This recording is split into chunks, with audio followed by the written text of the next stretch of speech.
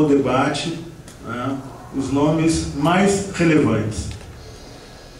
Não há dúvida de que nesta edição, talvez na edição anterior, a Festa Literária de Porto Alegre tenha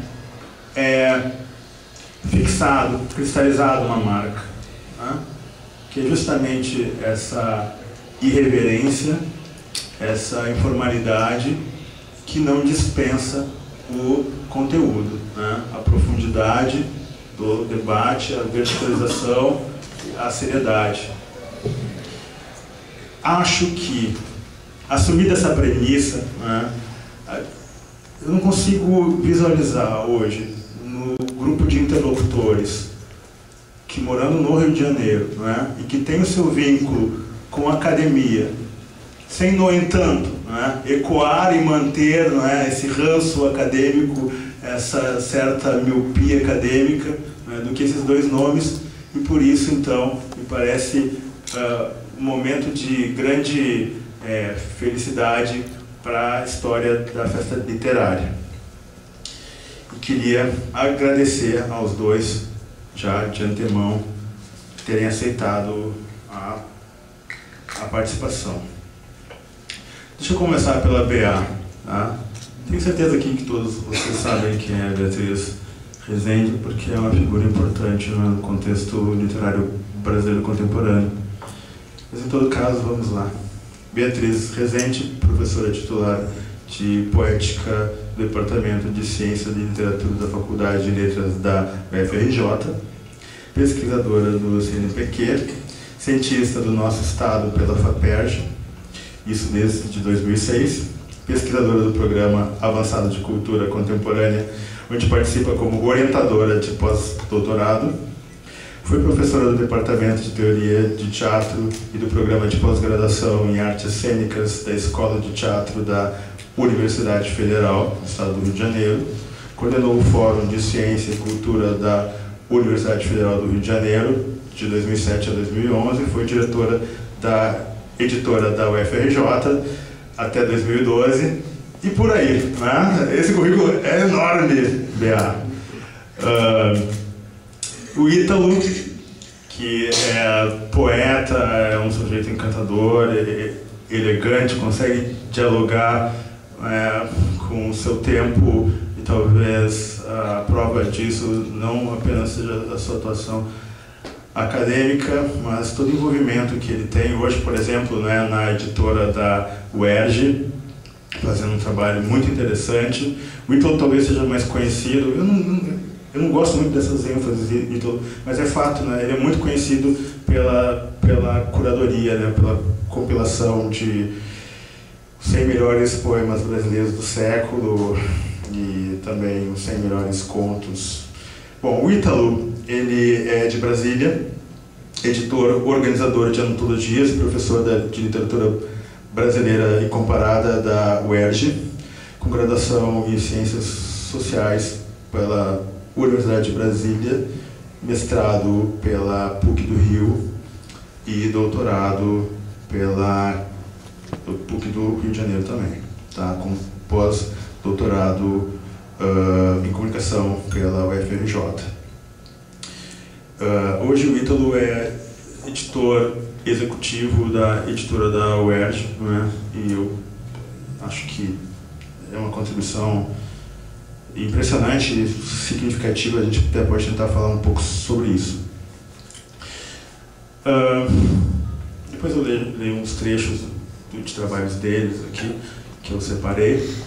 Eu queria começar, Beatriz, que eu acho que é uma curiosidade de todo mundo, a tua relação com a literatura, não é? Como é que surge isso, não é? Como é que surge a escolha, não é?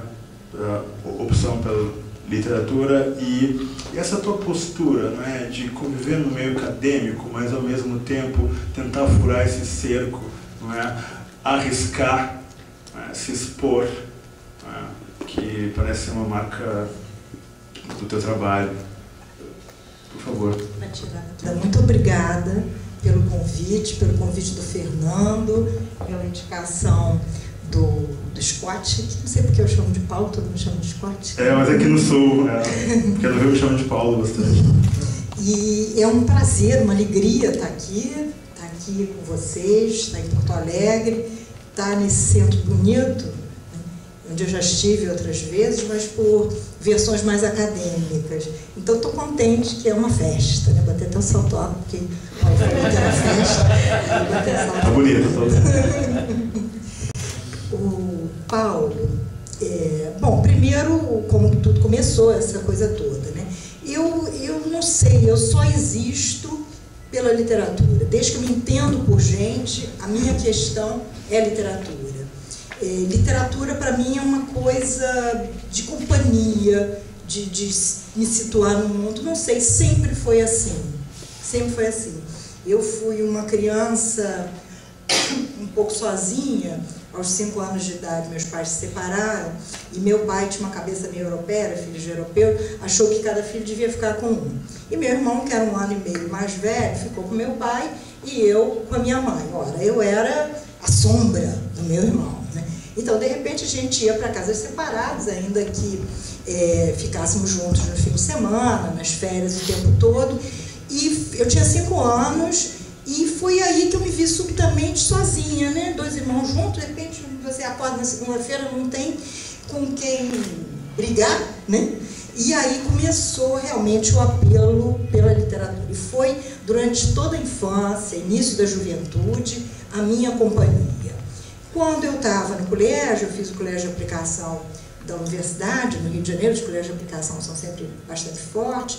Eu ainda tive um certo namoro com a história, mas tinha tudo a ver, né? Mas aí logo veio 64, 68 e ali me desiludi e eu descobri então que aquilo que era o prazer, né, era diletantismo, podia ser uma profissão. Foi então que eu fui para a Faculdade de Letras. A Faculdade de Letras no Rio de Janeiro era uma opção, engraçado, né, como as coisas mudam, era uma opção muito forte. Desse colégio de aplicação, onde a gente podia passar para medicina, engenharia, o que quisesse, da minha turma, 5 foram para letras. Somos boas amigas e amigos até hoje. E assim eu fiquei, né? Fiz faculdade de letras, fui para a Europa, passei 4 anos fora, sempre em torno da literatura, voltei, fiz mestrado, doutorado, só aí eu dei uma parada e fui fazer um pós-doutorado no Museu Nacional, em busca de um certo rigor. E estava até esses dias triste com a morte do Gilberto Velho e fiz uma retrospectiva de quanto foi importante para mim aquele 1 ano de passagem pelo Museu Nacional. E aí depois continuei, foi quando eu fui para a Unirio, para uma outra universidade, e passei a trabalhar com a paixão adúltera, né? A paixão adúltera é o teatro, né? Se a da vida inteira legítima é sobretudo a prosa, né? A literatura de ficção em prosa, esse é o meu caminho mesmo. Durante esse momento eu recuperei, eu já tinha dirigido uma escola de teatro, muito interessante, porque é uma escola do Estado. Tem esse teu viés, né? Com teatro. Exatamente. Aí eu fiz concurso, fui para a Unirio, e agora só recentemente que houve uma vaga como professor titular, e eu então voltei para o UFRJ. Mas nesse meio do caminho, a minha prática com a crítica, até porque dentro da universidade eu sou de uma área chamada de teoria literária, literatura comparada e poética, quer dizer, a área mais teórica, né? Eu não sou uma professora de literatura brasileira. Então, a minha proximidade com a literatura e com a crítica, com a prática da crítica, se deu um pouco à vontade, né? Eu não tinha que dar aula daquilo. A minha aula era na teoria, da reflexão teórica. E aí ela se fez muito pelo jornalismo. Desde bem cedo eu colaborei, fiz resenhas, logo que eu saí da faculdade, tive alguns momentos muito interessantes. E foi sobretudo a partir de 1999 que eu comecei a escrever mais enfaticamente num trabalho de crítica. E aí me agradou muito, sabe? E só para terminar, isso que você falou da relação entre um e outro, quando eu fazia mais crítica de jornal, eu notava que eu tinha uma linguagem, uma prática. Depois, em 99, eu passei a escrever muito para jornal eletrônico, para o No, que era um jornal eletrônico. E, de repente, eu vi que aquilo mudava muito.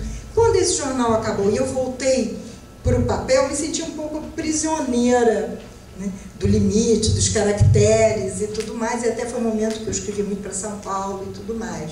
Então, essa prática da crítica se deu muito próxima dos jornalistas. E é aí que eu fiquei amiga da pivetada, assim, que nem você.